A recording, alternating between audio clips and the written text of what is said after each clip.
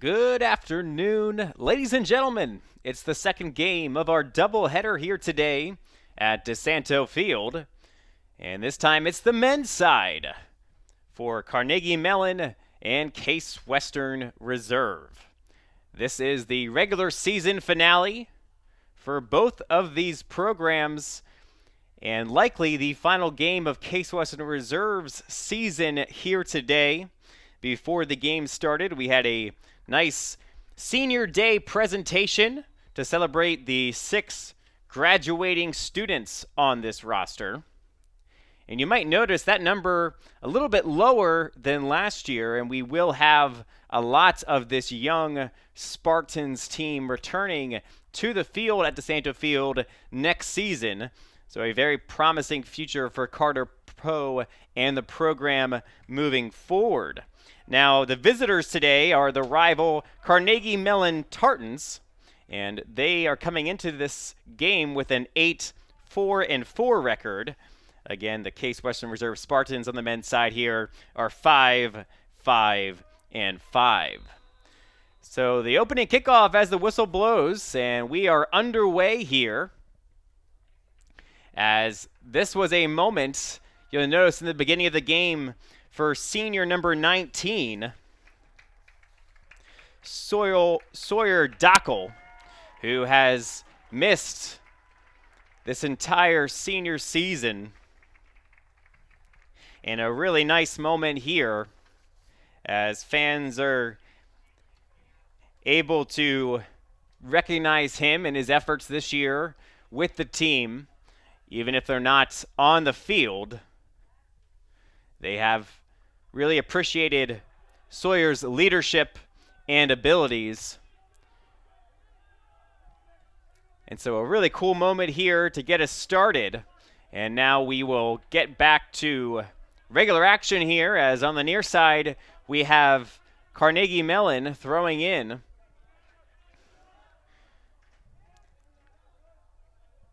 We'll take a quick look at the starting lineups for both of these teams, starting with the visitor Tartans.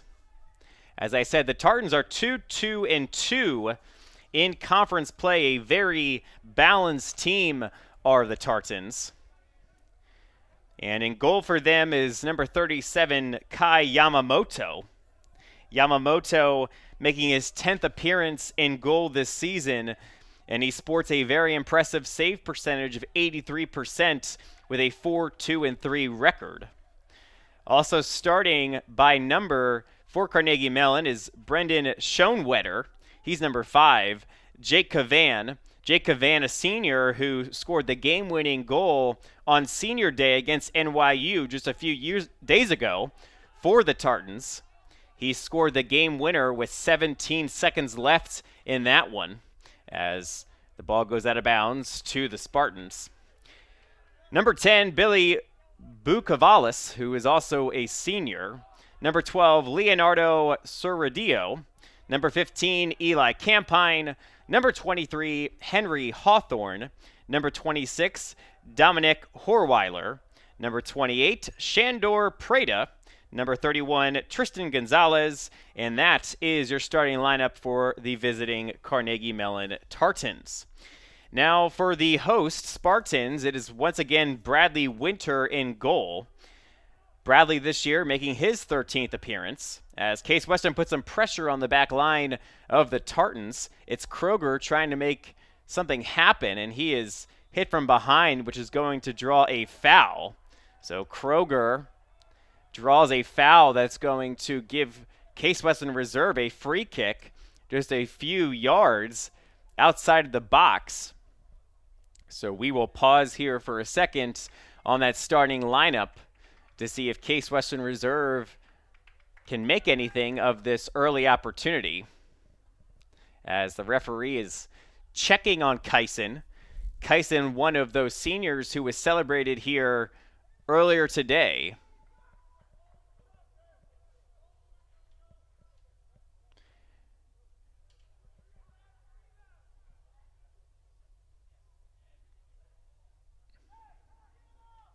And so we wait a moment for the wall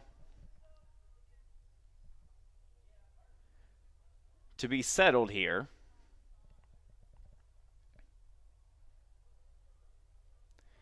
And it looks like it's going to be Landefeld and Pineda. Pineda fires, and it goes out of bounds off of a Tartans defender.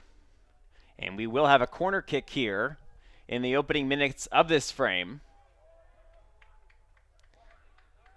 It's going to be Delakis who's going to take the corner on the near side of the field. And Delakis boots it in. It's going to be Pineda who tried to get that in the back of the net. But the shot went high, and it will be a goal kick for the Tartans. To finish those starting lineups, we have Philip Washington, Cormac Apostolides, Lucas Delakis, Kyson Kroger, Adam Pluschek, Cameron Thayer, Sean Wilson, David Pineda, Josh Cook, and again, Sawyer Dockel got the start today, quickly replaced now by Kellen Landefeld, who is on the field for Dockel. All right, so we're just about 5 minutes into this one. Lots of action early on. It's crossed and centered in by the Tartans, but played nicely there by Bradley Winter.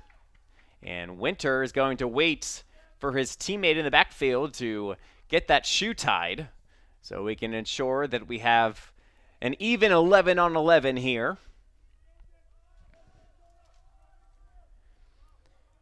And Thayer got that shoe tied, and we are back underway as it's stolen away by the Tartans. On the far side of the field, the Tartans looking to get that ball centered. Instead, he's harassed by Philip Washington, who does a nice job, and ultimately it is cleared out by the Spartans, and the ball will go out around midfield near the football field's 45-yard line. It's a picturesque, perfect day here in Cleveland, Ohio for early to near mid-November. It's a cloudy day, but the sun is peeking through. If you're with us for the women's game, it was a relatively cloudy day throughout, as Kyson Kroger is getting a ball here near the front of the attack, but it's going to be sent away to nobody, though it's once again returned to Case Western Reserve before being booted away out of bounds near midfield. Again, for the women's game, relatively cloudy throughout the day, but in the second half, that sun was peeking through, and I can tell you up here in the booth, I could really feel the warmth of that sun. And so, once again, it's a little bit cooler outside as the sun is covered up by those clouds. But truly a perfect day for soccer in Cleveland, Ohio here in November.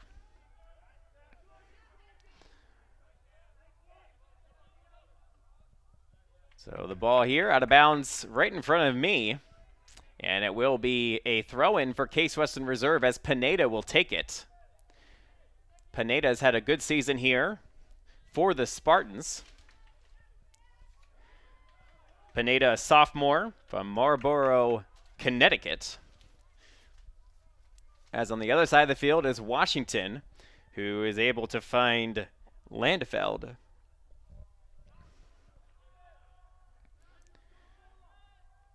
You see Josh Cook here with the captain's bandage on his arm. It's now going to be out to Delakis. Delakis looking to center it. It's going to be hit into the stands there by Shandor Prada. And it'll be a throw-in here for Case Western Reserve. That's Apostolides there who threw it in before it was intercepted and controlled by the Tartans. Neither team here really able to get too much developed early on in action here, as a little give and go is going to be stolen away by Delakis, and it will allow for Case Western Reserve's defense line to control the ball. Just about 9 minutes into this one here, across campus, the Case Western Reserve men's basketball team is playing a game, the final of the Bill Sudik tournament. And currently Brockport, that's SUNY Brockport, is beating Case Western Reserve men's team 69-62 with about 5 minutes to play in that game. So we'll keep you updated on that one. Last night, the men's basketball team was able to start their season with a large victory,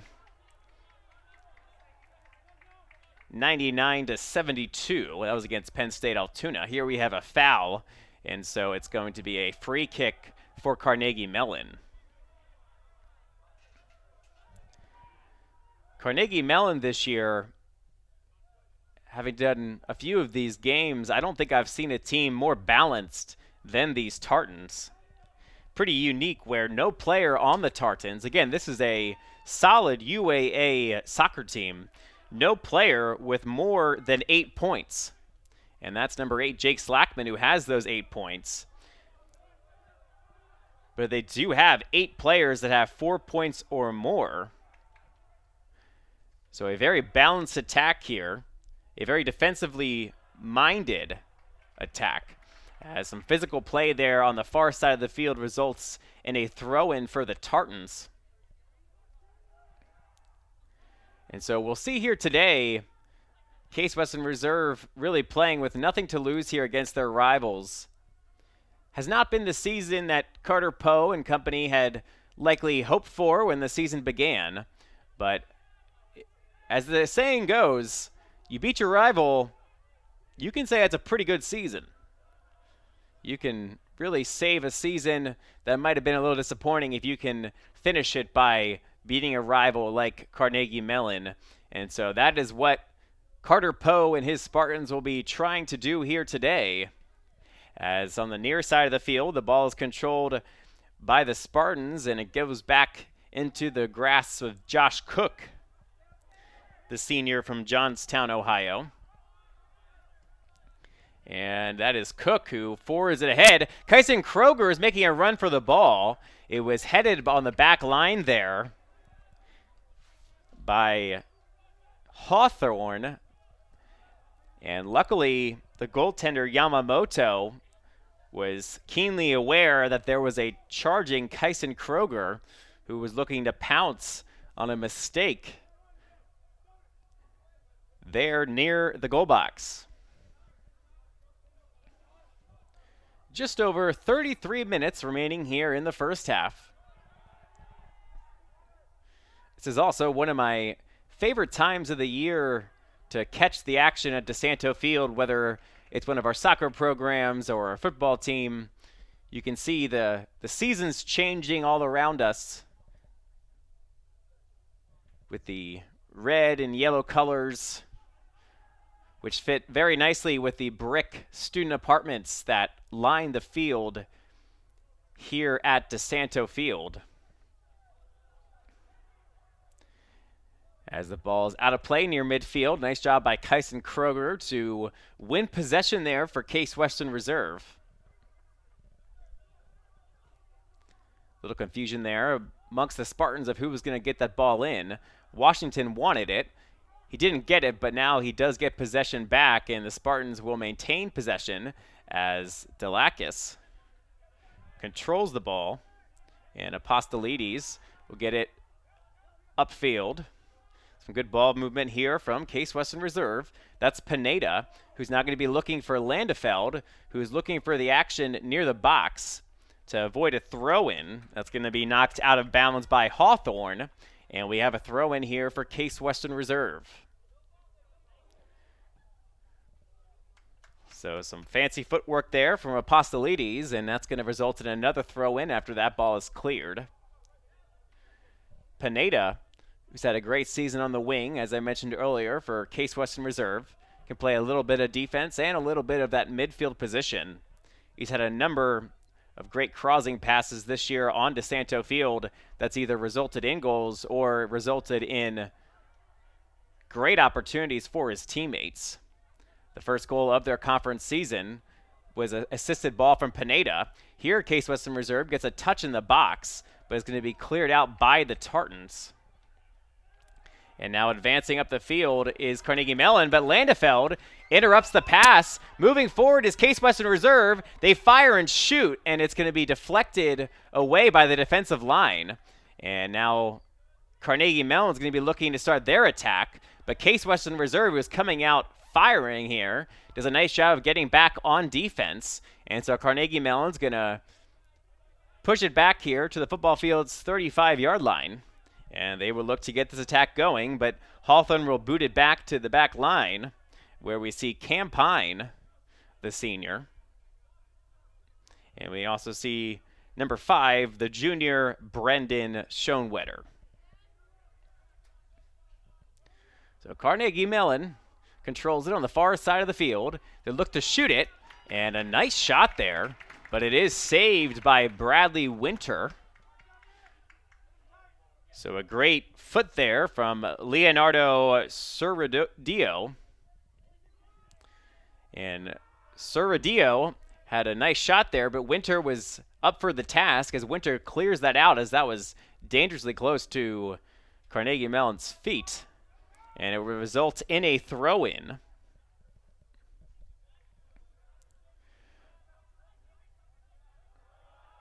And this time, the throw-in will go to the host Spartans. We are just under the 30-minute mark here in the first half.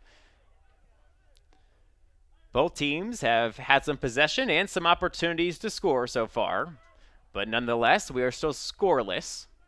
Earlier today, the Carnegie Mellon women's team defeated Case Western Reserve's women's team by a final score of 3-1. A action-packed game where there were 3 penalty kicks, 2 for Carnegie Mellon, in which resulted in goals.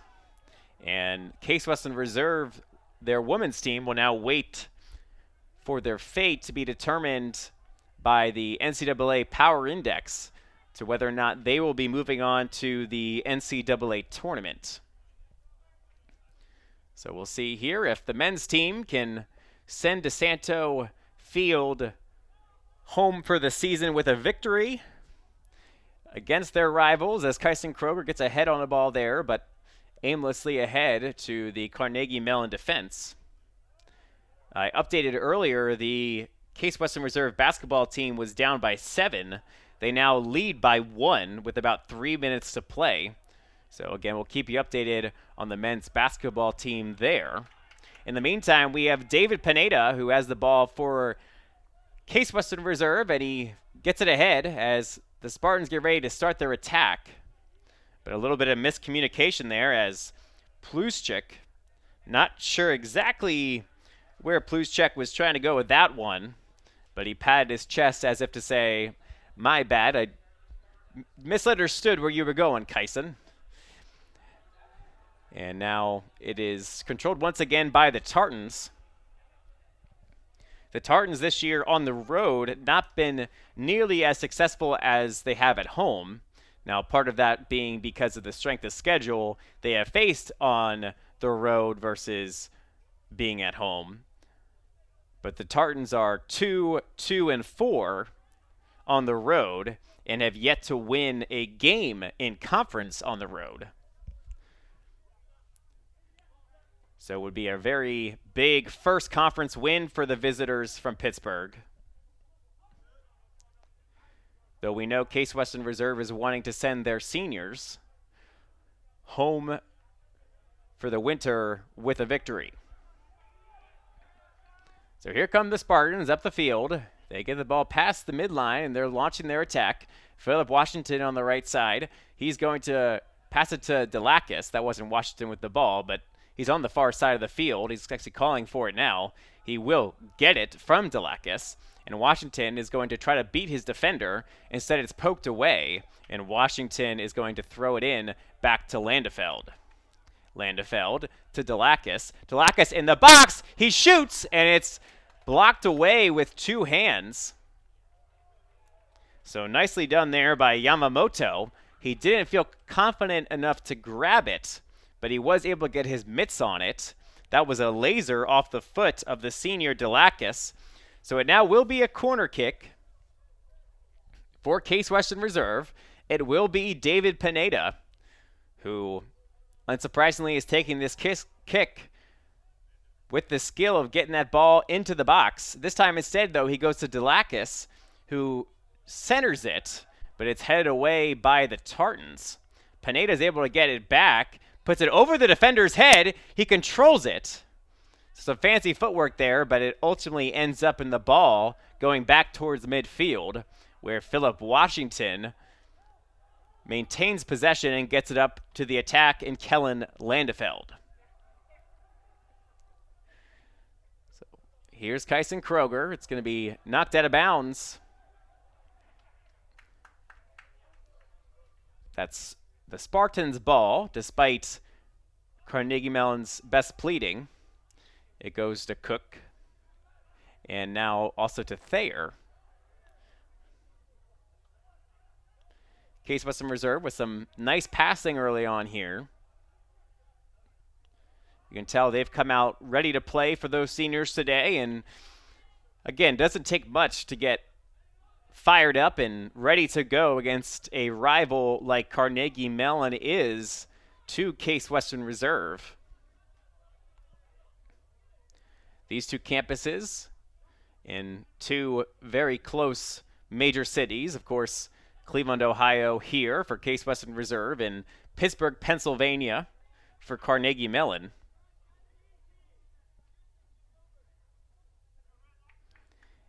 And so David Pineda will throw it in. It's quickly going to be intercepted, but controlled once again by the Spartans, and this is Landefeld who's kicking it ahead to Pineda, but that was too far.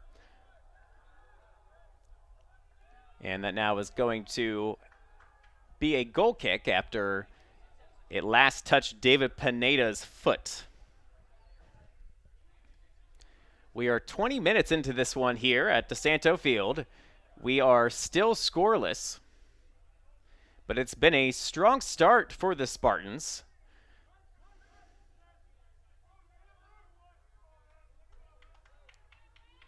And now we ready for the goal kick,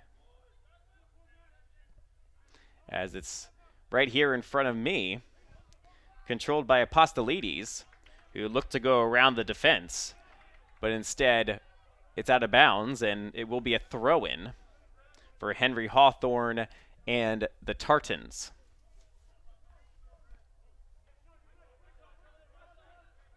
Carnegie Mellon in the red and black striped kits. Case Western Reserve in their home whites.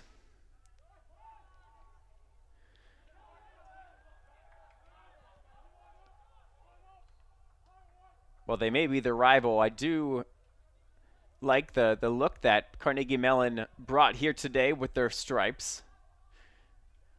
And similar to Case Western Reserve, have some nice kits that they have on and uniforms that they have on here. I've really enjoyed all the different athletics teams at Case Western Reserve with their new crew blue uniforms and kits across all the different sports.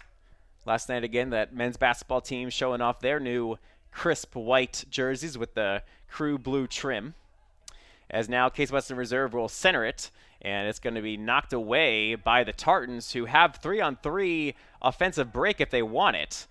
They're going to try to take it, but a nice job by Washington to slow the attack, and now the Tartans are going to be forced to regroup near midfield, and they start to push the ball forward with Henry Hawthorne. That's off the back of Pineda, and looking to save it. And saving it successfully was Apostolides, although it is going to go back to the feet of Hawthorne, who will look to reset things here for the Tartans. We are more than halfway through the first half. Just 22 minutes remaining here in the first half of the second of two games of our UAA soccer doubleheader.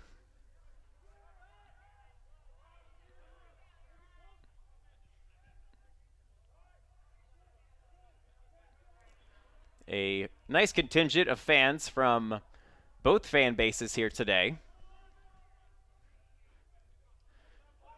Perfect soccer watching condition with a nice light sweater and maybe a blanket or two for when this sun completely fades away. It surely will get a little bit chillier as the evening wears on here.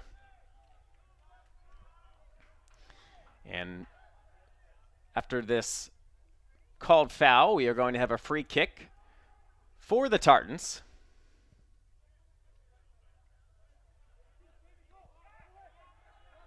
It's controlled by the defense line as Yamamoto keeps an eye on things just in case they're wanting to use his services in the back. However, Landefeld is going to steal the ball and ultimately be fouled, as that was Jake Cavan who lost the ball and then committed the foul. Again, as I mentioned during the starting lineups, Cavan on his senior day had the game-winning goal with 17 seconds left against NYU. And Cavan now has 7 points on the season, 3 goals and an assist. So here's the free kick. Pineda gets it near the box. It's going to be headed back in there by the Spartans. Ultimately, though, it's going to be played by the goalkeeper, Yamamoto. And so an opportunity there for the Spartans goes by the wayside. But again, it's been a well-played half so far for Case Western Reserve. It's not been the conference season they were wanting or expecting, having no wins yet through their 6 games and 3 losses and 3 draws. But so far, they definitely played well enough to contend for that win here today against their rival. Nice job there by Carnegie Mellon to keep it from going out of bounds. But however, it is going to be a goal kick as we get our first substitutions here of the day. Give another update on that Case Western Reserve men's basketball team. With 24 seconds left, the Spartans are ahead 75-73 over SUNY Barakport. So we'll keep you updated on how that one finishes. However, here comes the Case Western Reserve soccer team up the field. It's going to be controlled and ultimately pushed back here towards the back line of Josh Cook, Cameron Thayer, and Philip Washington. And that's indeed where the ball goes on 3 straight passes. It's Washington, who's got great speed for a defender, who turns it over there. However, a nice job in the midfield by Sean Wilson to make sure that no fast break opportunity occurred there while Washington had streaked down the field. Little give and go there. Goes off the body of Tartan's attacker. And now they'll rotate across the field. It's Hawthorne. Hawthorne now on the side is Sorodio. Back to Hawthorne. So far, Case Western Reserve doing a nice job of closing out any opportunities that the Tartans have had on the offensive attack. 17:50 now remaining here in the first half. Now, I will say, as a broadcaster gripe, the stripes are a little bit difficult to see the numbers on the front of those jerseys, though they are nice and clear on the back with the white numbers with the red jerseys. Here comes Carnegie Mellon, and that was Leonardo Sorodio. And Sorodio hit that one a ton, and it went doink off the upright. And so not only does that not give him a goal on the soccer field, but that also would not have given him any points if we were playing a football game here today. So Case Western Reserve maintains possession. Winter fires it forward, looking for Kroger. Instead, it's going to be played by the Tartans.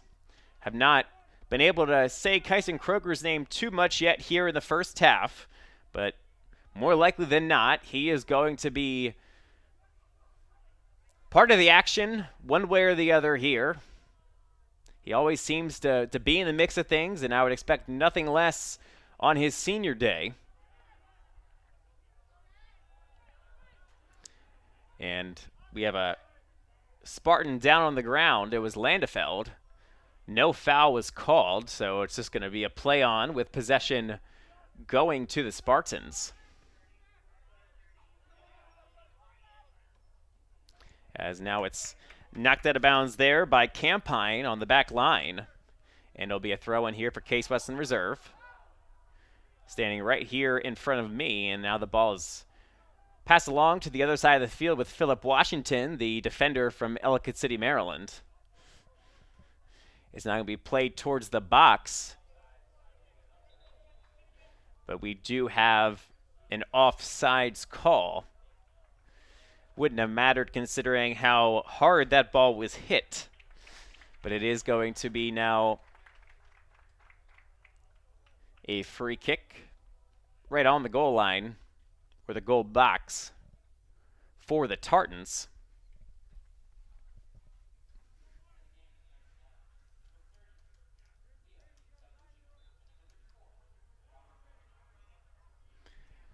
And so we regain play here as the first substitutions of the game take place for both sides.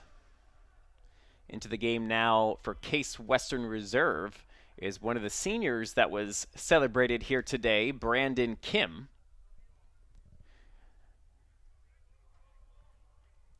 We'll update you on the rest of those substitutions here in a moment as Case Western Reserve and Josh Cook maintain possession on their own side of the field.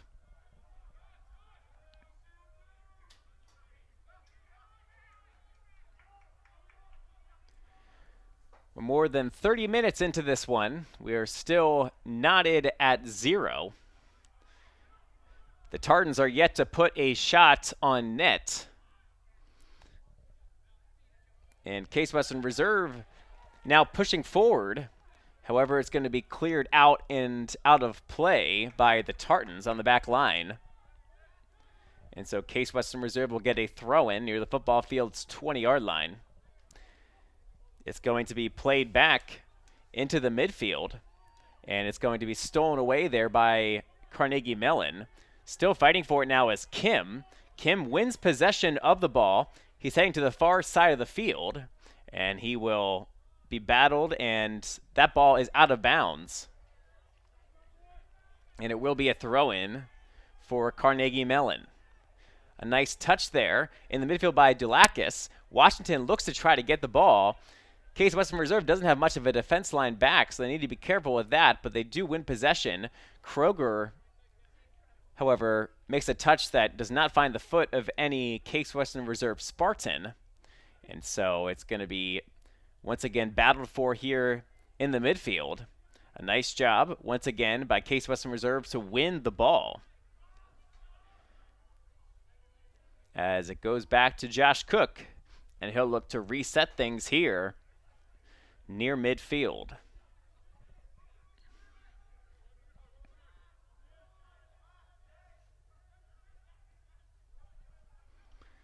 Zero to 0 here between two UAA rivals with 12:45 to go in the first half. As that ball is booted and ultimately caught by the goalkeeper Bradley Winter, who has not been too busy here today.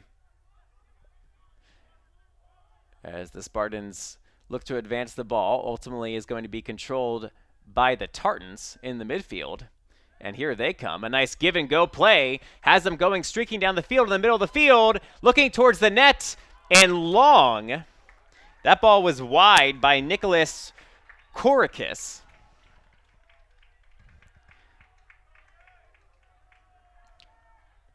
So Nicholas Korakis not able to put that one on net. A nice, beautiful display of passing in the midfield, but it does not result with a shot on goal. And that was the best scoring chance we've had on either side here today through the game's first 35 minutes. So a little bit of a break there for Case Western Reserve, that they were not surrendering a goal there as Korakis put it wide to the right. So the Tartans regain possession here on their side of the field.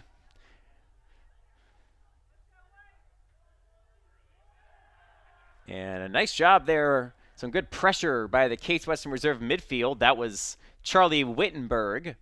He's another one of our seniors here that's being celebrated today. He forces that throw-in.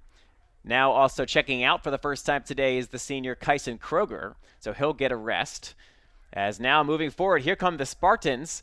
They're looking to put a shot on net, and it's going to be wide right as well. That was Delakis. Delakis, as always, very much a part of the action here today for Case Western Reserve. And that ball was just too far to the right. But a nice job by Yamamoto to position himself in a place where Delakis really had no other option but to try and find that bottom right corner.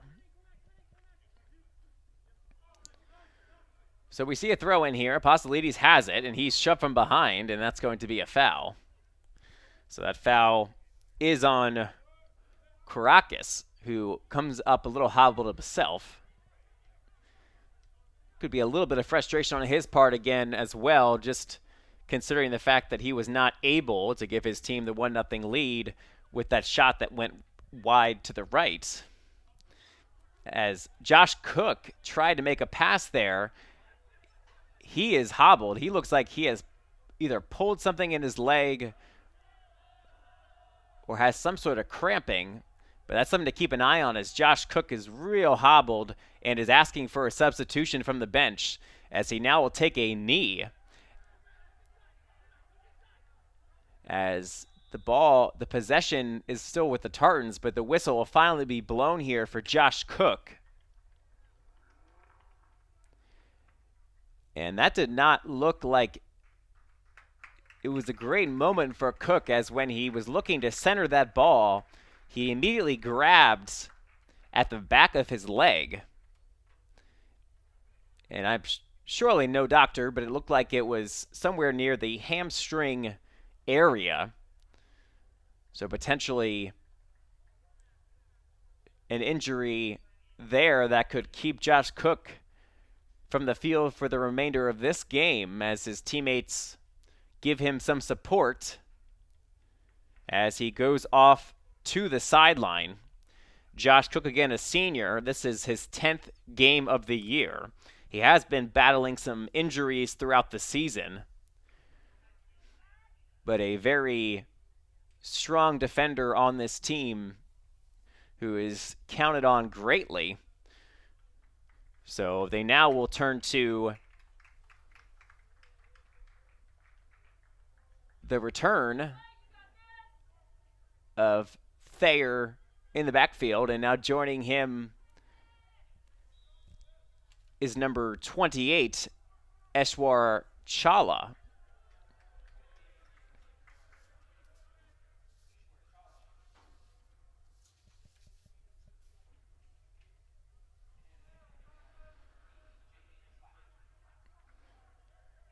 And so the Spartans win possession here before being quickly taken away by the Tartans, and they're going to have some room here on the near side.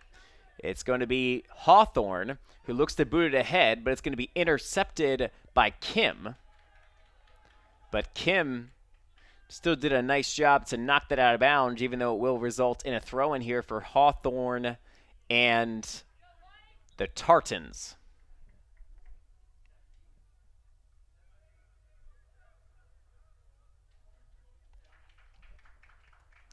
And so we have a substitution here now for the Tartans, as heading off the field is, or heading onto the field, excuse me, is Drew McKim.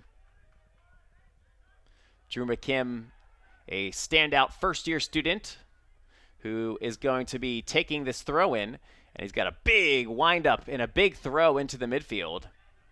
And it's going to be up in the air and ultimately controlled by neither team yet. A nice touch, though, by Tartan there in the midfield before being controlled by Winter.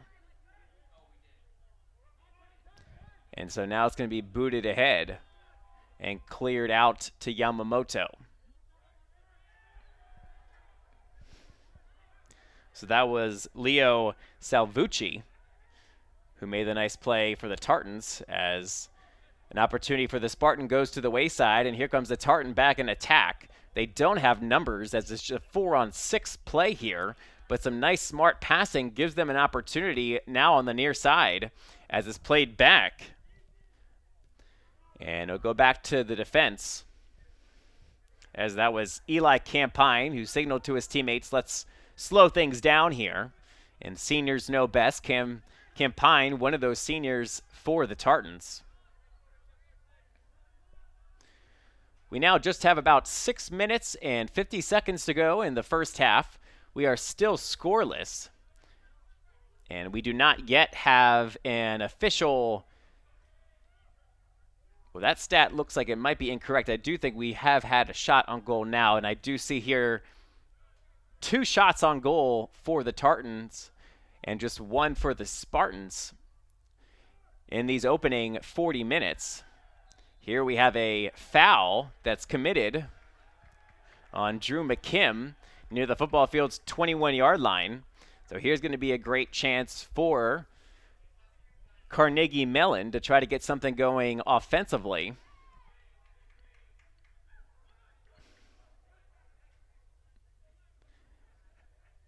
As it looks like McKim, that standout first-year student, is going to be the one who takes the free kick. And so McKim, he winds it up, and he's going to put it towards the box, looking for a header. Ultimately, it gets pushed out towards the near side boundary, where Hawthorne's going to center it, but cleared out nicely by Case Western Reserve via the header. Although the Tartans still retain possession, it's Salvucci who now centers it. He's looking in the box, and it's going to be offsides. So a nice job there by Case Western Reserve's defense to draw the offside penalty. It looked like that was Eli Campine, and indeed it was. Up here in the booth, at times you're waiting for the player to show the back of their jersey, because the front of their jersey, those numbers are completely illegible from this distance with those black stripes. So Philip Washington makes the play to get the ball back for Case Western Reserve. They're now going to go onto the attack. It's Delakis who does a nice job of slowing things down, and he's going to push it back out to his teammate Chala.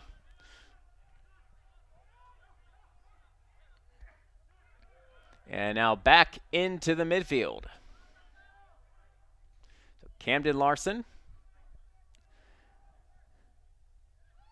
And the ball's ultimately going to be intercepted and back into the possession of the Tartans, who looked to try to launch the attack, but that ball was way too hard for Jake Slackman. Again, Slackman being the leading point scorer this year for the Tartans. He has 3 goals and 2 assists. As we have a wave of substitutions here, as Philip Washington gets that ball inbounds. And it's going to be a throw-in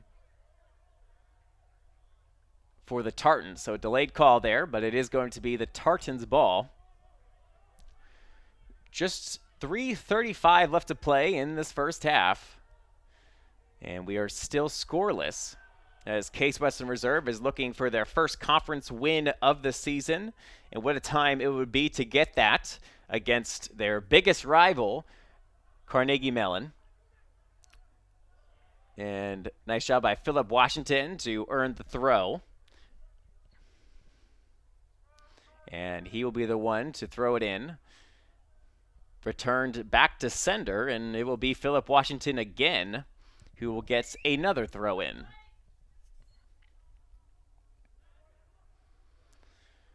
So here come the Spartans looking to make something happen, as they will now get another throw in just past the 50-yard line on the football field with 2:48 to go here in the first half.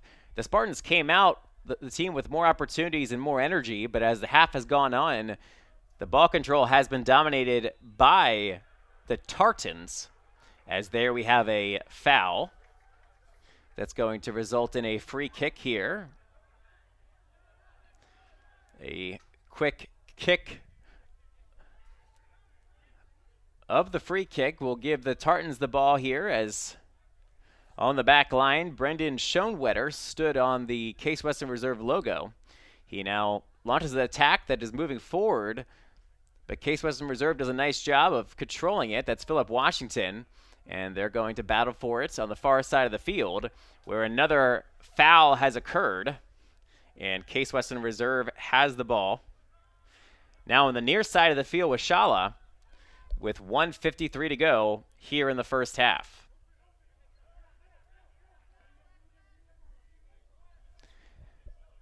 The sun continuing to set here on a beautiful day at DiSanto Field. Many clouds in the sky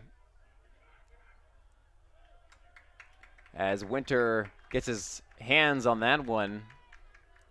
But it's a beautiful landscape in the sky with the soft sun in the background. We do expect now, with this daylight savings time change, that we'll be finishing mainly under the lights here, which the lights are on and activated.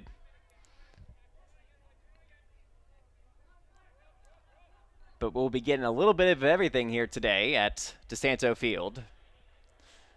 From a bright and sunny playing background for part of that women's game to a night game, and now moving forward are the Tartans as they look to advance it. It's going to be over to Hawthorne on the near side. Hawthorne leaves it back for a midfielder. That's Salvucci. And ultimately it's played towards the middle of the field, where Bradley Winter is going to grab that ball without any issue. Just 20 seconds remaining here as Bradley Winter dribbles the ball and now places it at his feet. The Spartans feel pretty content to go into the halftime locker room tied at 0. A very dangerous play there, as that was Steven Villardo who went in to head that ball, and it looked like he collided there with the foot of a Carnegie Mellon player, Robert Lloyd. And there's not going to be any penalty there, as Villardo decided to go in head first to meet Lloyd's foot. But all that to say, we are now at halftime here at DiSanto Field. The score, Case Western Reserve 0, Carnegie Mellon 0. We'll be back in a few moments with the second half.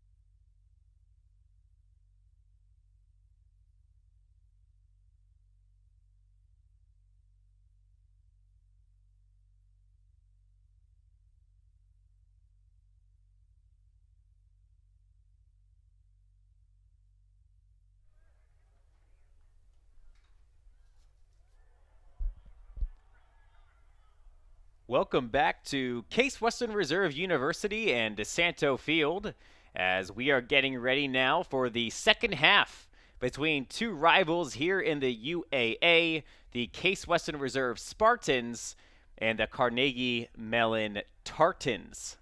In the first half, neither team was able to get on the board.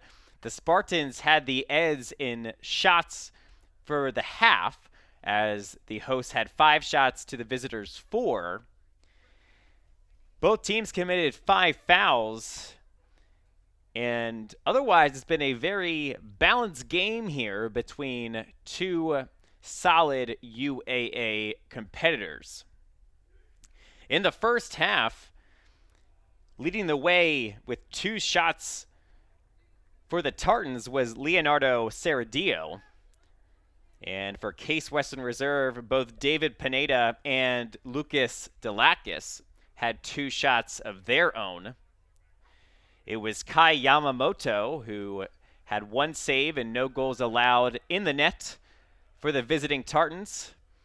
And the solid junior Bradley Winter, who played the first half in the net for the Spartans and made 2 saves himself.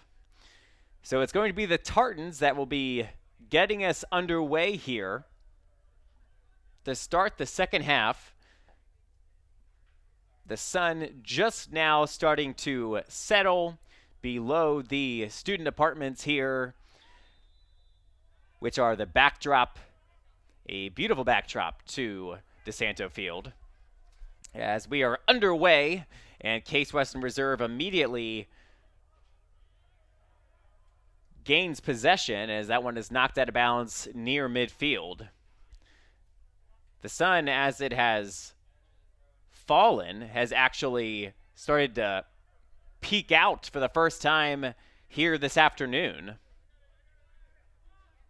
As now David Pineda on the near side is able to control it and get it back to Philip Washington.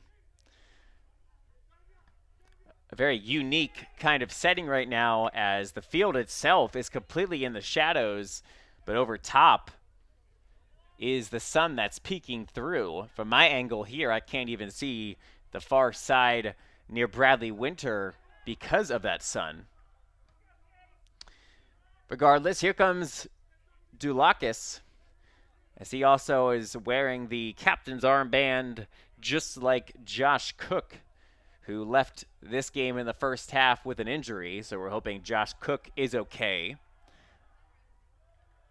However, now Carnegie Mellon lets that one go out of bounds, and it's going to be a throw-in near the corner on the far side of the field.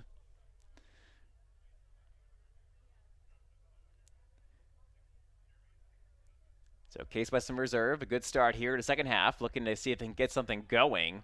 However, that touch from Kroger did not work. Philip Washington used all of his head there to maintain possession for the Spartans. It's now going to be controlled by Camden Larson in the midfield, and he's going to help make sure that Case Western Reserve can maintain possession, but instead it's now going to be going over to the Tartans. A little bit of pushing and shoving is going on, and it's going to result in a foul. And the referee is warning the player, as the referee was not ready for play to start there, so they're going to have us redo our free kick. I'm sitting up here in the press box with my hand now trying to block this sun that has peeked over the student apartments and made the viewing experience a little bit difficult on the far side. But here comes the near side, Kyson Kroger. Some contact there, but he gets back up. He's not going to give it back to Washington. Washington's going to try to go around his defender. He's not going to be able to do so, but he is going to have a throw in here. It's played nicely, though, by the Tartans to save it and keep it in bounds. And now it's going to be controlled by Slackman, who's able to get it ahead, where it's played by the Spartans. Although that one's going to go out of bounds near the midfield line, and it will be a throw-in here for Carnegie Mellon. And it looks like it's going to be Shandor Prada that's going to take that throw-in at the midfield line. We are just about 3 minutes in, just over 3 minutes into the second half. This is the UAA finale for both teams here today. Likely the final game of the season for Case Western Reserve's men's team. While if you're just joining us earlier today, the women's team played against Carnegie Mellon and lost 3-1. So their fate now will be decided the next few days of whether or not they'll be headed to the NCAA tournament once again. As once again, here's a throw in from the corner. It's going to be headed out by Pineda. That was McKim who made the throw. There's a battle in the near corner trying to get that ball, won by McKim, but he fires it across the field, and it's going to be way over the net, and it's going to be a goal kick for the Spartans.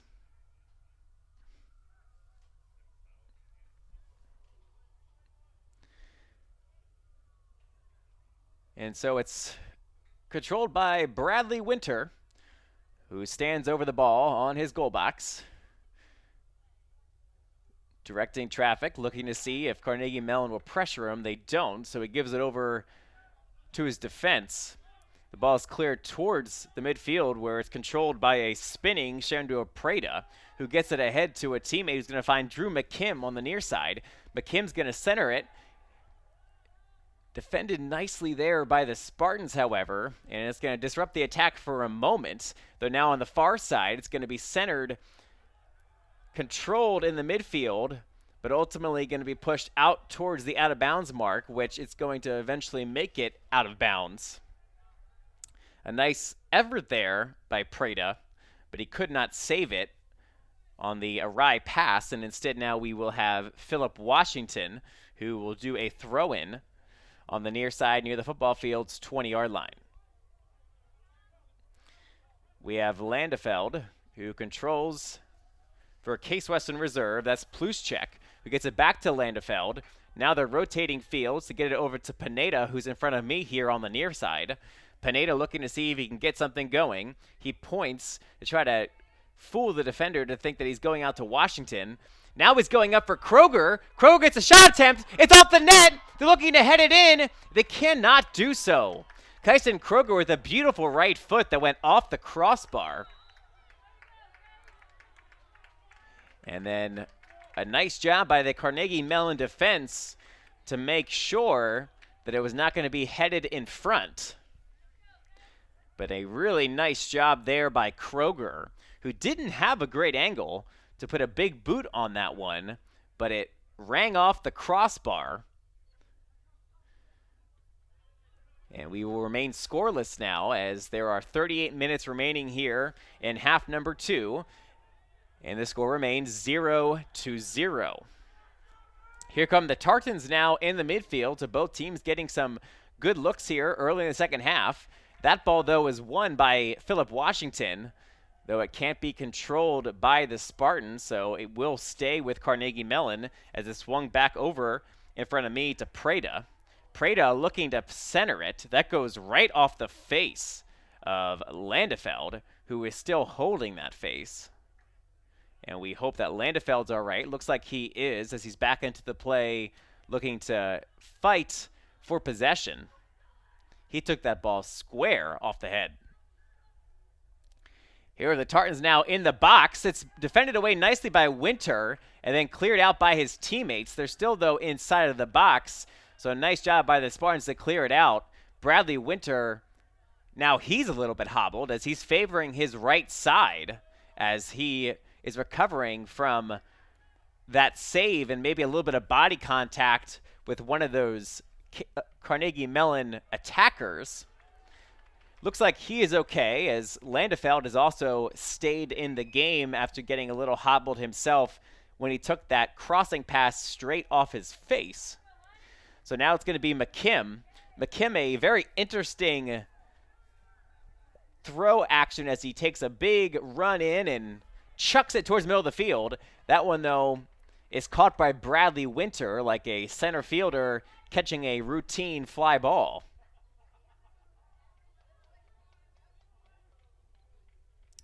And so it's going to be the Spartans' possession as Washington boots it towards the midfield with 36 to go here in half number 2.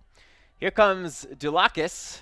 He finds Pineda running up the near side. We know Pineda loves that near side.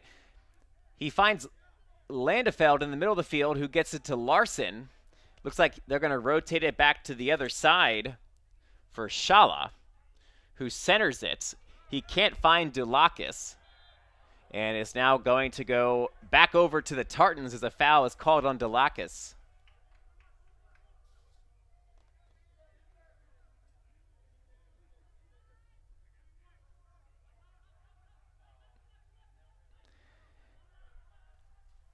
And just an update on the Case Western Reserve men's basketball team. It was a crazy game over at Horsburgh Gymnasium, but in the Bill Sudik Championship Final, the Case Western Reserve men's team won in double overtime, 101-99 over SUNY Brockport. And so congratulations to Coach McGinnis and the men's basketball team for a strong 2-0 start to open up their campaign here in 2024.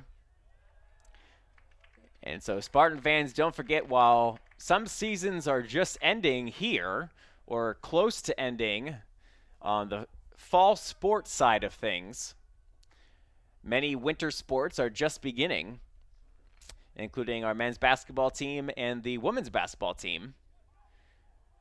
So be sure to check out all the action at Horsburgh Gymnasium this year. Both programs are very excited about their season. And the men's basketball team, as I mentioned, who won today at the buzzer, were led by Sam Trunley, who had 43 points today for the Spartans. So make sure you get on down to see Sam and the Spartans win a lot more games this year at Horsburgh Gymnasium. So it is McKim. He's going to throw it in once again towards the box. It's played out nicely by the Spartans. Unable to clear it, though, was Landefeld. So the Tartans are going to get a chance to try to center it again. Some great, though, persistent defense from Pluschek. And he's going to force the Tartans into the corner. The Tartans looking to defend the ball, but Pluschek stole it. Nice job by Adam Pluschek. Some great individual defensive efforts there, as now Bradley Winter is going to swallow up a ball. And so a good sequence there, a good couple of individual efforts, one by Adam Pluschek, as he was able to win possession away in the corner, and then also by Philip Washington to shade away the attacker from Bradley Winter, who was then able to make the save. We have a run towards the goalie, and Carnegie Mellon was looking for a foul, as we still have the attacker down on the ground as he now gingerly gets up. But no penalty was granted, much to the dismay of the Carnegie Mellon contingency sitting here at DiSanto Field. Earlier today, there were 3 penalty kicks in the women's game, including 2 penalty kicks granted to the visitors, both which resulted in goals for the Tartans. Here comes David Pineda. He's in the midfield as he drops it back to Camden Larson, who finds Landefeld. If he wants Washington on the edge, he has him. He does. Washington centers it. Kroger tried to get a header on it, and it brushed off his head. You can see some of his hair jolt up in the air, so he just missed that one. And now, once again, we're back to the near side with Philip Washington. 32-25 remaining as David Pineda centers it, going towards the net with a really great effort on the far side of the field was Ishawar Chala, who has come into this game for the injured Josh Cook.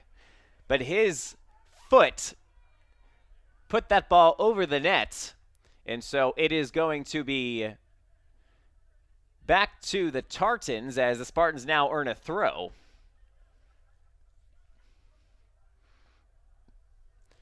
As both teams here are showing much more signs of life on the offensive end in the second half, as not many strong chances either way in half number 1. As now we have a foul called on Carnegie Mellon. It was David Pineda who went up for the header and was physical down to the ground.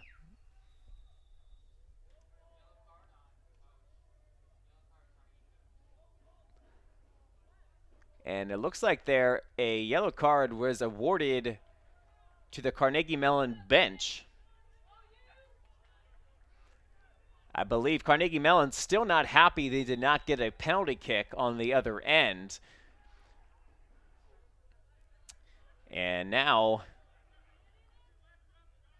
Case Western Reserve was awarded a penalty for something their bench believe was a little less contact. But nonetheless, it was a penalty. The Pineda play ended up going out of bounds, and it's going to be a throw-in for the Tartans. Checking out of the game now is Suradio. And it looks like entering the game in his place will be Dallin Schoenberger. And there he is, Schoenberger. He makes a nice header right off the bench. And a tough fall there for Apostolides, as he reacted as if he was spiked by number 8, Jake Slackman. Slackman didn't like it, but then Apostolides now is back up and walking it off. But the penalty is called, and Case Western Reserve will maintain possession here. We have just under 30 minutes remaining in the UAA finale, as this one's going to be contested between Carnegie and Case Western Reserve, and ultimately it is the Tartans that win that exchange. Some nice touches here in the attack for the Spartans, but just too many Tartan bodies, and ultimately they're going to win possession, and it's now at the feet of Tristan Gonzalez. And that one's going to go out of bounds off the foot of Case Western Reserve. And so the Tartans now will have a throw as they bring in 2 more substitutions here with 29 minutes remaining.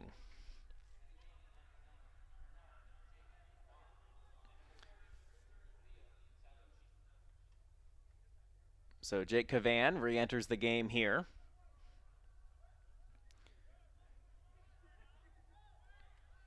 As the Spartans head the ball, and now the ball is played back into the Tartans' defensive half. A lot of ball pressure here applied, though, by the Spartans.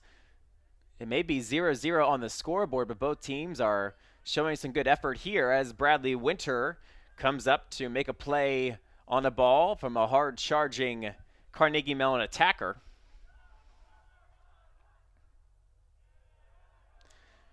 The sun has now completely gone down over the tops of those student apartments, and so we are starting to get close to those nighttime views here at DiSanto Field as the whistle is blown and a foul is called in the back on Cameron Thayer. And it seems now that the officials are really starting to call this one tight, as on the ball is Shandor Preda and Dallin Schoenberger for the Tartans. And so a scoring opportunity here in the 64th minute. And indeed, it will be Preda who takes the kick. Winter directing traffic out of the box. Preda centers it. It's in the box. Not able to get a foot on it, though, as any Tartan attacker. And here comes Case Western Reserve, as once again it looks like no penalty is going to be called. So now on the far side are the Tartans. And it's going to end up being a corner kick. So an interesting sequence there. And again, I don't say this at all to discredit the umpire or the head official here. But when you call a very tight game, you're going to ask players to be a little bit more obvious with any contact that they feel might be happening, and I think that's what we saw there, and it resulted in a great chance for Carnegie Mellon. Here's a crosser that's going to be played out and up, although now we have another penalty or a foul committed just outside the box, and Case Western Reserve is opting to play on very quickly as they get it ahead here, although a nice job in the back line to have it be controlled. Lots of action here and lots of players looking for whistles in the last few minutes, which happens when many fouls are called. All these actions, all these plays, yet we play on. And Lendefeld is going to settle things down for the Spartans. A little bit needed here after a hectic pace of play for the past few minutes as players dove all over the pitch. And now we have a goal kick as some miscommunication amongst some of the Spartans in the front line results in a goal kick here for the Tartans. So we have just about 25 minutes remaining here in half number 2. We are still scoreless between Carnegie Mellon and Case Western Reserve. The Tartans control it here on their back line. In this game, the Tartans have 3 shots on goal to the Spartans just 1. But the Spartans do have the shots advantage 7-5 so far here in these first 65 minutes. And we see here a throw-in. That's going to be Philip Washington for Case Western Reserve. Some sloppy ball management there by the Tartans. However, once again now we have Delakis who's going to also turn the ball over, and that will be into the grasp of the Tartans, who are not able to get anything going on the offensive end, as that ball for Dallin Schoenberger ended up in the grasp of Philip Washington.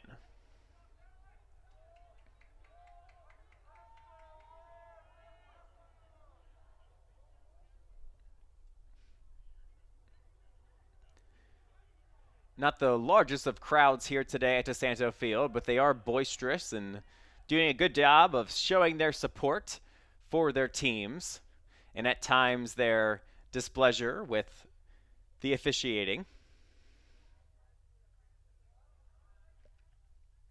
As Kroger makes a really nice touch there, they gets the ball into the possession of Case Western Reserve, and now they have an opportunity to settle things down with Cameron Thayer, and now advancing up the field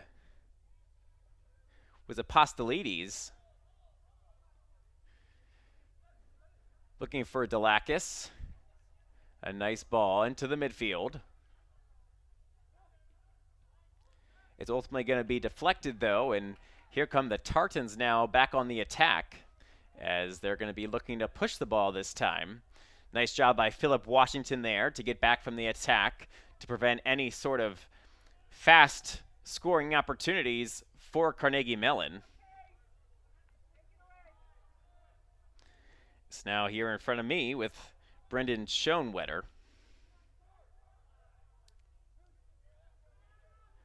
And Carnegie Mellon will play it around a little bit longer, looking to get something brewing to get the scoring started here today on the men's side at DiSanto Field. We had 4 goals in that women's game earlier today with what seemed like many more opportunities. But yet here this afternoon on the men's side, a much more defensive matchup, which tracks pretty well with what we've seen from both of these teams this year. Again, Carnegie Mellon, their leading goal scorer coming into this one, just has 3 goals. And while they're very well balanced, a team that doesn't have one of those go-to scorers will have a little bit more trouble scoring goals. As here we see Bradley Winter collecting a pass, as that was a ball that was intended for Jake Cavan that was ultimately too far and went into the reach of Winter. And now Case Western Reserve looking to get something started near midfield, and there's going to be another whistle. And we have another foul. This time that's on Prada. So a very physical second half here, lots of bodies on the ground. Some bodies on the ground for more serious physical interactions than others. But it has forced our head referee to call things much closer. Now Philip Washington up the sideline, a nice touch. He centers it, and cutting in front of Yamamoto was his defender. And Yamamoto looked like he thought he had a chance to corral that one. So not completely enthused that it's now going to be a corner kick. But alas, it will be. And it's going to be Landefeld for the Spartans, who is going to take this corner kick. Landefeld on the far side as the Spartans create some noise in front of the goalkeeper in Yamamoto. And Landefeld is ready to go. He approaches. He puts it towards the net. That was a beautiful ball, but a nice job by Yamamoto to be ready for it. He jumped in the air, got his two hands on it, and then corralled it. And so Landefeld, who had a nice ball there, good placement, but Yamamoto did a good job to not be distracted by the many Spartan attackers, get his mitts on it, and ultimately clear it out of there. And now the ball is back to Bradley Winter, and he will clear it out of there as it goes to Camden Larson. And now here comes the Spartans in the attacking zone with Adam Pluschik. And now it's Landefeld who is going to make a nice move on the ball to maintain it for a moment. But it is ultimately going to be back to the Tartans. Although here come the Spartans once again in the attacking zone. Looking on the outside. They find McNally. McNally into the box. Still looking. Flicks it to his teammate Delakis. But nothing doing there. So that was the freshman Ashton McNally who was subbed into this game. And here he comes again. It's McNally looking to get something going. He finds Washington, who is able to get it ahead. That's to Kroger. Kroger in the middle finds Camden Larson. But once again, a sloppy touch. But here comes Kroger. Kroger's in the box, but it is going to be a whistle and a foul. And so no opportunity for Kroger, who has not seen the ball too much this afternoon. Instead, it's going to be a free kick for the Tartans on the 15-yard line or around there of the football field. A good boot from Yamamoto, and it's going to be controlled by Horweiler. Just over 18 minutes left to play in this one. We're still scoreless here at DiSanto Field. Case Western Reserve coming into this game 0-3-3 in conference play, while Carnegie Mellon came in at 2-2-2. And we once again have another whistle. That one's going to be called on Horweiler, who was none too pleased with the call, as it was Adam Pluschik that drew the whistle. And as I mentioned earlier, the more calls that you see, the more players will be trying to draw said fouls. And that did look like some pretty heavy contact. But alas, I do expect that is not the last whistle we will see in these final 17 minutes of the season. So Philip Washington controls for the Spartans. He has some heavy pressure on his backside, and there is another whistle. That was Dallin Schoenberger, who got Washington down to the ground. And Case Western Reserve will change fields and look to get it started in the attack. But Pluschik not able to track that one down, and so it's going to be possessed by the Tartans, who would look to get some more possession and opportunity here in the second half. They've not had much of it, and looks like once again they're not going to, as Delakis stole it. And he now has possession once again, gets it off to Camden Larson.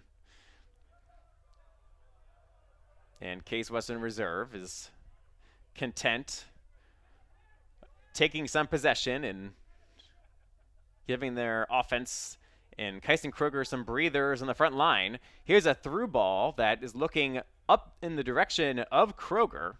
Instead, it's going to be played and pushed towards the midfield for the Tartans. A nice job there by Cavan to get it ahead to his teammate. Now going towards the box. Dangerous territory there, but it's going to be played nicely by Case Western Reserve. That was Camden Thayer. And so Thayer made a nice job to defend the attacker who is still down here for the Tartans. And so, as I've said all half, a very physical game here in half number 2. We've had many whistles.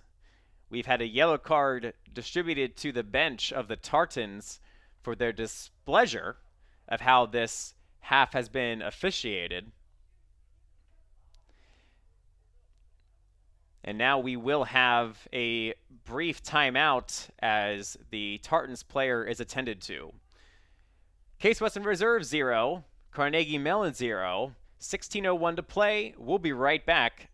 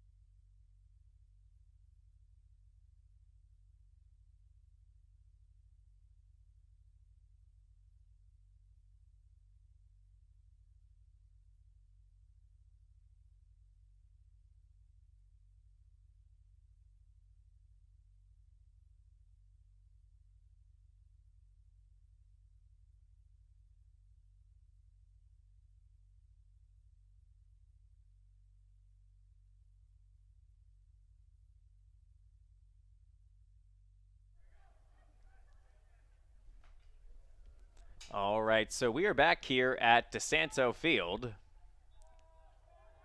as play has resumed following the injury. The player did walk off under their own power, which is always a good sign when a player is down for a prolonged period of time. We have 15:43 to go here in half number 2, and we have a wholesale of changes as a number of players are coming in and out of this one. One of those players for Case Western Reserve is Steven Villardo and also Amir Awais.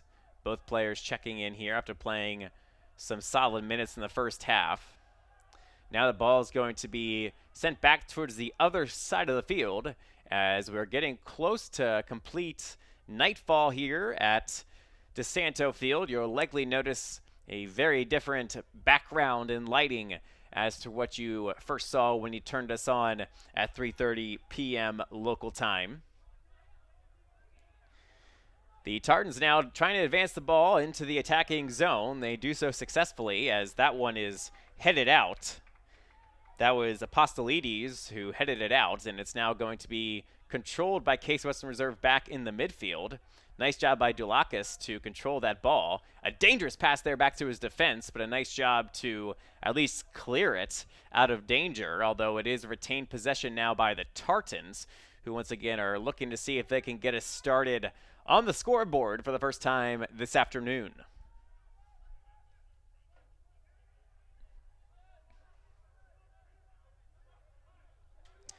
So controlled by Preda, as it's now moved forward to Ciridio. And nothing going there as Case Western Reserve steals it away. And we have another player who falls to the ground, this time no whistle. It's going to be played on the ground, which does blow a whistle. Can't do that.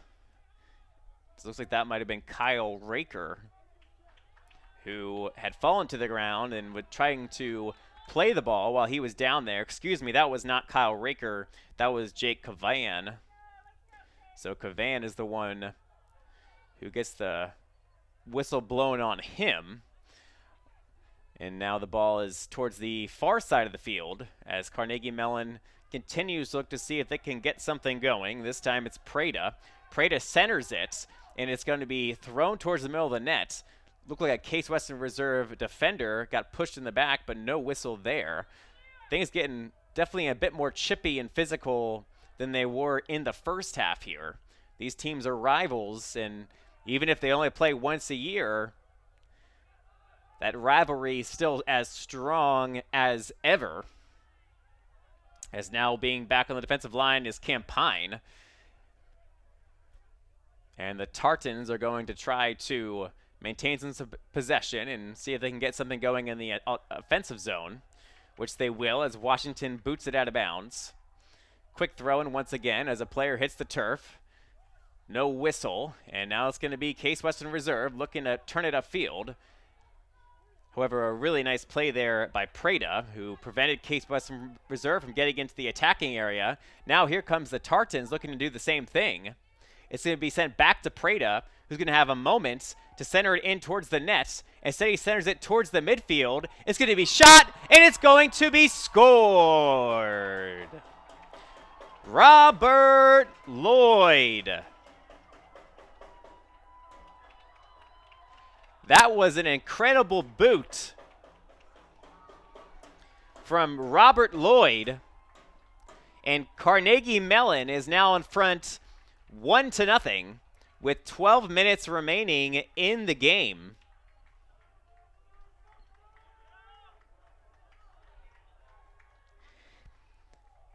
After that shot, I looked back at midfield, and number 15, Eli Campine, just had his two hands over his mouth, almost in shock of how impressive that ball was that went towards the net.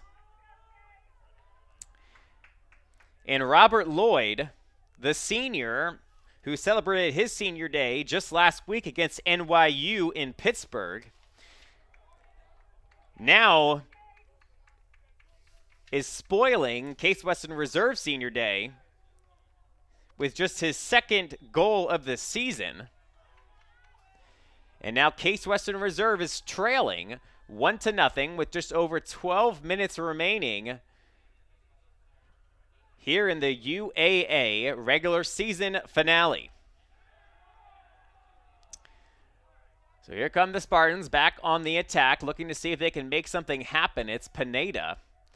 Pineda's had a much quieter second half after having lots of possession in the first, although here is Pineda trying to push it ahead towards Kroger. Instead, he's now going to force it out wide, back to his defensive line, who's going to rotate Fields.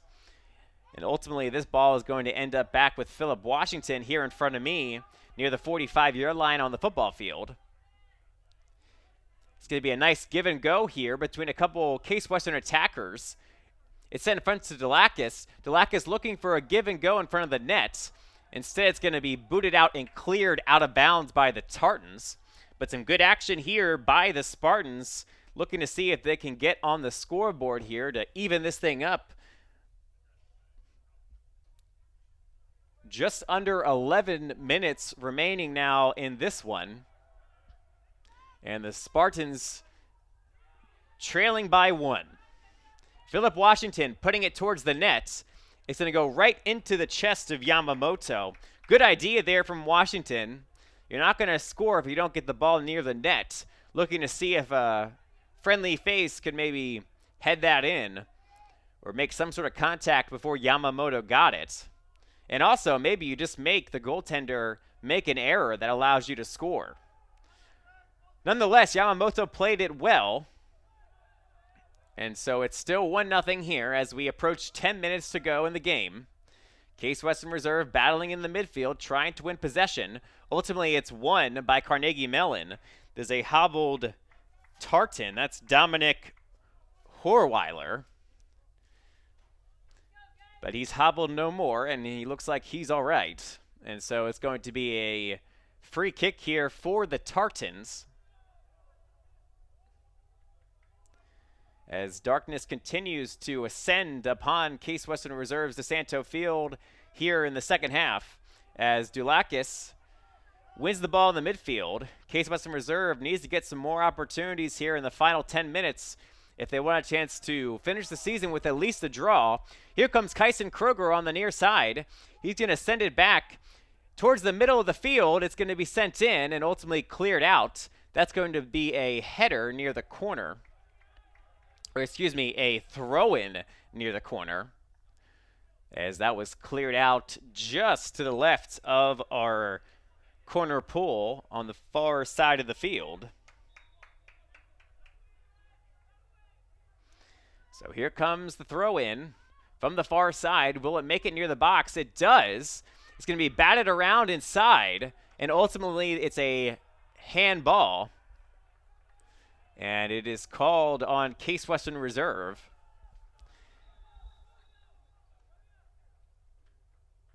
And so it's going to be a free kick here for Carnegie Mellon. Right on the goal box as they make yet another substitution. As now checking in is Nathan Yao for Leonardo Suradio. This one is booted away by Yamamoto. As another body hits the floor, but it's controlled by the Spartans. As Washington here is going to get over to Pluschek. And Pluschek going to try to do a little give and go. He does with Dulakis. Pluschek fires it up towards the field. Yamamoto's coming out far. He came out too far. And that ball's going to be saved right in front of the net. So a really great opportunity there for Case Western Reserve. Landefeld didn't get quite enough of a boot on that one. And Yamamoto was not able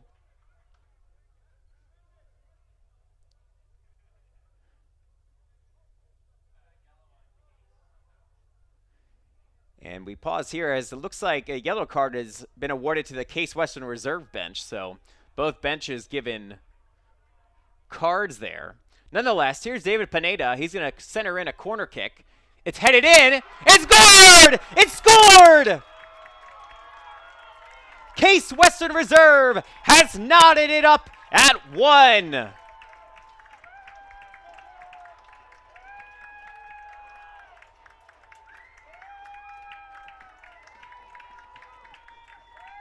The Spartans respond quickly as Amira Weiss gets the goal to even us up here at 1 goal apiece with 8 minutes remaining in the contest.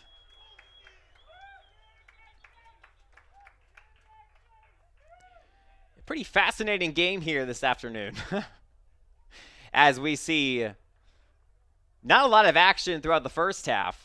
A very physical battle throughout most of the second half. And now we see a goal by Carnegie Mellon and a goal by Case Western Reserve in a matter of 7 minutes, which has gotten us to a 1-1 stalemate now as the Tartans are looking to advance the ball to get back in front. But what a great goal. Another great pass from Pineda, who is so good at those crossers, getting it to a Weiss. And a Weiss finished it to score the goal to equalize things here for his Spartans. For a Weiss, that was his 4th goal of the season, which is the 2nd most amongst his teammates of Case Western Reserve. Here come the Tartans, as they now have a centering pass of their own, and it's going to go out of play. And it will be a goal kick for the Spartans. We have just under 7 minutes to play now here in the second half, as Winter boots it. Landefeld wasn't ready for it. He turned around. The ball is coming straight to him. It's now going to be won by the Tartans in the midfield, although the Spartans are battling there, and they have won it. And now it's going to be centered. Here come the Spartans. It's a through pass to Pluschek. Pluschek centers it. It's defended nicely by the goaltender Yamamoto, who batted it down. And it's going to be then sent back to the middle of the field. So Pluschek with a nice play there, but Yamamoto knocked that ball down. How about all this offense we're seeing now? And now is Julian Coide, who leads the attack here for Carnegie Mellon. Now that's Drew McKim. Drew McKim boots it with his left foot in front of the net. Nobody home. Another dangerous moment there. Back and forth these two teams go, as now it's Landefeld who controls in the midfield. An aimless pass there from Dulakis. And so it's going to go back over to the Tartans, as we now have 5:42 to go here in the second half.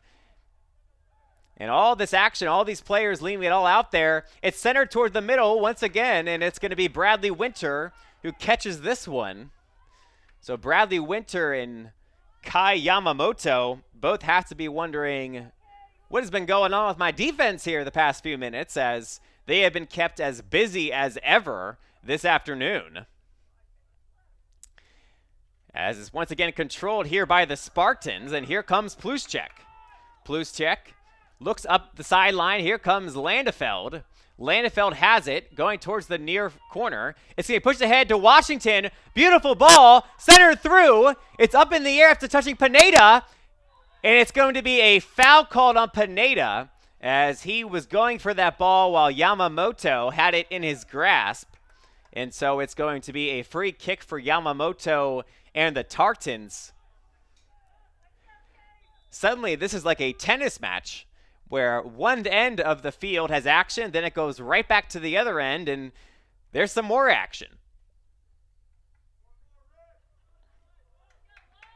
And so both of these teams, you never know, this could be your final moment on the field. You want to make sure you leave it all out there, and that's what these two teams are doing. So here comes Drew McKim. He forwards, passes it along to Coide. Coide has it in the corner. He centers it, and that one's going to be saved by Winter. Here come the Spartans. And now it's turned over. So it's turned over. The Tartans are going to have it, although it's cleared out nicely by Case Western Reserve, and it goes out of bounds.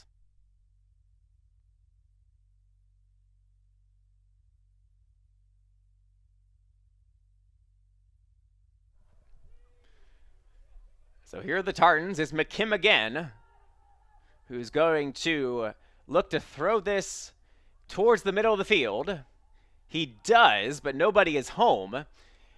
There's a wild touch there from the back line, and it's going to go over the net. And so we'll get a goal kick here with 3:41 to play. Bradley Winter is going to be doing the honors of taking the goal kick back on his own end.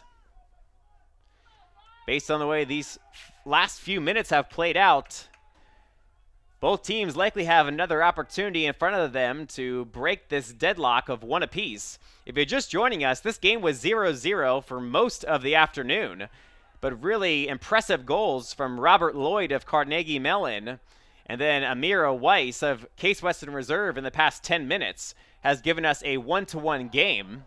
Although here now, the Tartans, who were advancing the ball, they turn it over with a miscommunication. So it's going to go back to the Spartans, and that's going to be Washington, who boots that one out of bounds. We now just have 3 minutes and 10 seconds to play, as it looks like we're going to have Billy Bukavalis, who's going to wind up and give this throw in on the near side near the football field's 25-yard line. He launches that guy in there, and it's going to be kicked out and ultimately away over the net, over Bradley Winter, by the Tartans. Lots of action here in these last 15 minutes. These fans are getting a good show here to end the day. It's been a wonderful day for soccer here at DiSanto Field, our final doubleheader of the fall. As now the Tartans are playing the ball forward. They're going to maintain possession on the far side. It's centered in. There's going to be a touch. It's blocked out by the defense. And Case Western Reserve does a nice job to make sure there's no shot on goal. It's not going to be run down by Pluschek, but Pluschek can't save it. And it's going to be a throw-in for the Tartans with just over 2 minutes to play. Bukavalis is going to once again do the throw-in. And Bukavalis winds and fires. And it's near the goal. Bradley Winter! It's no goal, as it's deemed that it was not netted into the goal legally by Carnegie Mellon. So a confusing sequence there. But Bradley Winter and the Spartans maintain possession and the 1-1 draw. And we have another yellow card presented to the bench of Carnegie Mellon, as the coaching staff seems quite enraged that that goal was taken off the board. But alas, that's what the head referee said, and so here we are with 1:36 to go, and it is still 1-1. We'll see if the Spartans can answer and get one more opportunity themselves. Although here on the far side comes Jake Cavan and the Tartans. He passes it forward towards the near side of the box, and it's going to be deflected out, and it'll be a corner kick on the far side for the Tartans, who are sprinting up to make this play. You think that they'd be a little bit more content to take their time, knowing that the longer they take, the less time it will be for the Spartans to get an opportunity of their own. Their goalkeeper is on the 45-yard line, so he's really far up here. Anyway, the corner is poked in. It's poked out then by Case Western Reserved. One final opportunity here. Perhaps McKim has it. It's stolen away. This is worst case scenario for Carnegie Mellon. They're streaming down the field. It's Delakis. Delakis. He has 1-on-2. He passes it to a teammate. He scores! He scores!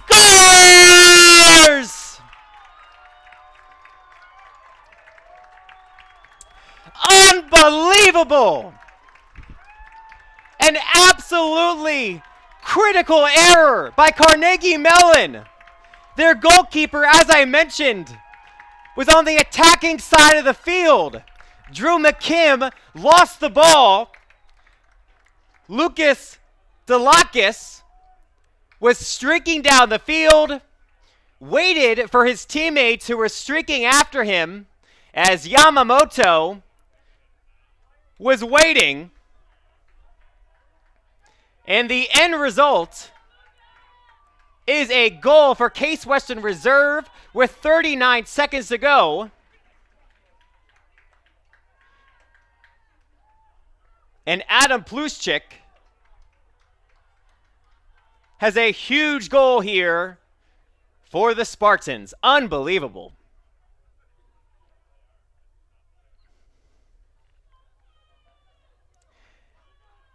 I can't believe how this game did such an about face for so long. This game was giving us very little action. And in the final 15 minutes of play, we've had nothing but action. Can Carnegie Mellon answer? Carnegie Mellon gains possession near the 30-yard line. They center it in. It goes towards the net. It's not cleared out by the Spartans. It's now going to be a corner kick. There's only 21 seconds to play. So frantically, here comes the Tartans pushing up, hoping to be able to get a corner kick off. There's now 10 seconds to play. Here come the Tartans. They're firing it in towards the middle of the field. It's played, and it's scored. Oh, my goodness.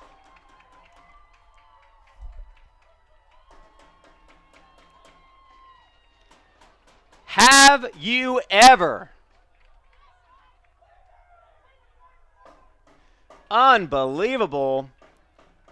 The Tartans, with 2.3 seconds remaining, have tied this thing up at 2.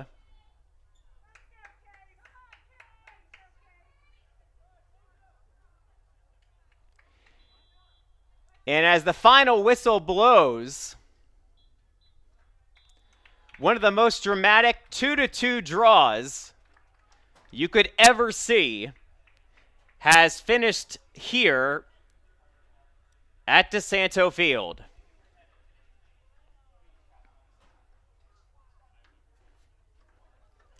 And so the season comes to an end for Case Western Reserve, and they will finish conference play 0-3-4, while Carnegie Mellon will finish 2-2-3. Well, thank you all so much for joining me here today for two incredible games. The second game here, hard to put into words what we just saw there those last 15 minutes. But alas, it is a 2-2 draw and a very well-played, hard-earned effort by both teams to finish this game at 2-2. So once again, I've been Brendan Dames. I thank you so much for joining us all season long here at DiSanto Field for so many incredible soccer matches. We'll stay tuned to see if the women will make the NCAA tournament. But in the meantime, have a great rest of your weekend, and thank you again for joining us here for some Case Western Reserve soccer.